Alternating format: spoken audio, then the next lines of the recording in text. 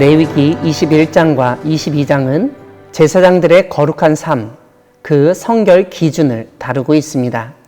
이 두 장에서 다루어지는 주제는 네 가지인데, 첫 번째는 죽은 자와의 접촉을 금지하는 규정이고, 두 번째는 제사장의 배우자 선택의 요건들, 세 번째는 제사장의 신체적 흠결에 대한 규정, 네 번째는 제사장 몫으로 할당된 성물을 먹을 수 있는 요건들입니다. 레위기 21장은 제사장을 위한 지침이 9절까지 나오고, 그 다음은 대제사장을 위한 지침이 이어집니다. 그 후에 배우자 선택 문제와 장애나 상해로 인한 신체상의 결점 요건을 알려주고 있습니다. 오늘 본문에서는 제사장의 직무를 감당할 수 없는 몇 가지 부정한 사례를 제시하고 있습니다. 특별히 시신을 매장하는 장례식과 배우자 선정과 성관계 때문에 결혼식은 제사장의 성결에 가장 크나큰 영향을 주는 요소로 여겨졌던 것을 깨닫게 됩니다. 왜냐하면 불결하고 더러운 것과의 접촉은 접촉한 자의 성결을 박탈하는 힘이 있기 때문입니다. 그래서 제사장이 부정하고 더러운 것과 접촉하였다면 자신의 거룩한 일터인 성소의 거룩성과 신성함을 위협하기에 제사장직을 감당하지 못하게 규정했던 것입니다. 사실 친족과 부모의 장례식을 치를 때는 일반 사람들은 시신과의 접촉을 피할 수 있었습니다. 하지만 이와는 달리 제사장은 친족, 여기에는 처가의 장례식에도 참여할 수 없었습니다.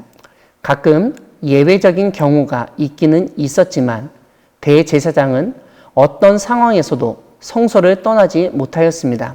왜냐하면 하나님의 가장 거룩한 대제사장이기에 어떤 형식의 애도도 표현할 수 없었기 때문입니다. 오늘날 목회자가 가장 깊숙이 관여하는 부분이 장례인데, 제사장의 역할을 일부러 축소하고 면제시킨 것을 이해하기 쉽지 않습니다. 하지만 우리는 오늘 본문에서 하나님의 제사장, 하나님의 일꾼이 어떤 사람인지 다시 한번 확인하게 됩니다. 제사장은 죽은 자를 위한 제사장이 아니라는 뜻입니다. 아버지의 장례식을 마치고 주님을 따르게 해달라고 간청한 사람에게 예수님이 하신 말씀, 죽은 자들이 그들의 죽은 자를 장사하게 하고 너는 나를 따르라 하신 것도 바로 이런 의미를 가지고 있다고 할 수 있습니다. 즉, 하나님의 나라의 일을 담당한 사람은 이 땅의 죽은 자들에 대해서 관여할 것이 아니라는 것입니다. 오히려 하나님 나라의 요구에 부응하지 못하는 사람들이 그러한 일상사를 걱정하며 얽매여 산다는 것을 보여주신 것입니다. 따라서 제사장은 일반 백성처럼 장례식, 특별히 매장 의식에 참여해서 자신을 더럽혀서는 안 된다는 점을 강조합니다. 제사장은 무엇보다도 하나님을 향하여 거룩해야 하기 때문입니다.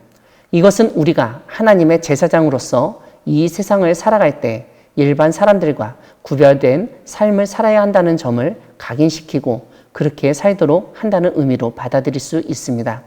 사랑하는 광야교회 성도 여러분, 하나님은 제사장으로서 거룩한 삶을 살아가도록 장례식이나 배우자의 선택과 결혼식까지도 규정하시는 분이십니다. 하나님은 세상에서 아무 거리낌 없이 진행되는 가족의 장례식과 결혼식에서 제사장이라면 일반 사람들과는 다른 기준이 적용되어야 한다고 알려주십니다.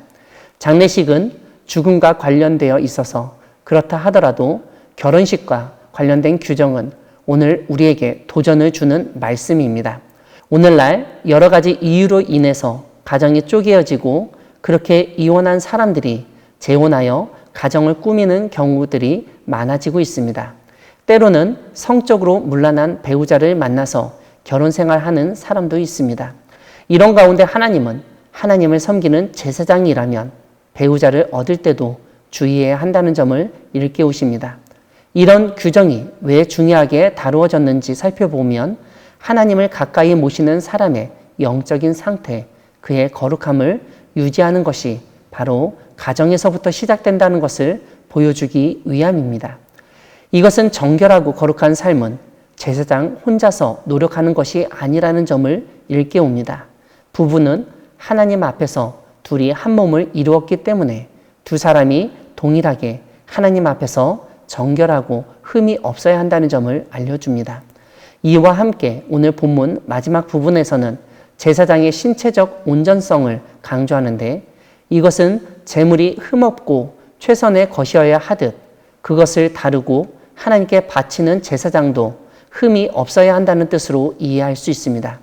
이와 함께 하나님을 섬기는 제사장은 하나님이 주신 신체도 함부로 다루어서는 안 된다는 점도 보여줍니다. 특별히 고대 사회에서 자신의 몸에 상처를 내거나 문신을 새기는 일, 무엇보다 성기를 손대는 일은 우상을 숭배하는 것과 관련이 있었는데 하나님은 그 모든 일들을 엄격히 금지시키셨던 것입니다. 이런 점에서 하나님은 장애나 상처를 가진 사람은 제사장직을 감당하지 못하게 하였습니다. 다만 그럼에도 불구하고 제사장으로서 봉사를 하지 못할 뿐 하나님의 떡과 거룩한 것을 먹을 수는 있도록 허락하셨다는 점에서 하나님의 은혜를 발견하게 됩니다. 우리를 제사장으로 삼으신 하나님의 뜻을 받들어 일상생활에서 나의 몸뿐만 아니라 부부관계와 가족관계에서도 구별된 모습으로 거룩한 삶을 살아가는 우리 모두가 되기를 소망합니다. 아멘.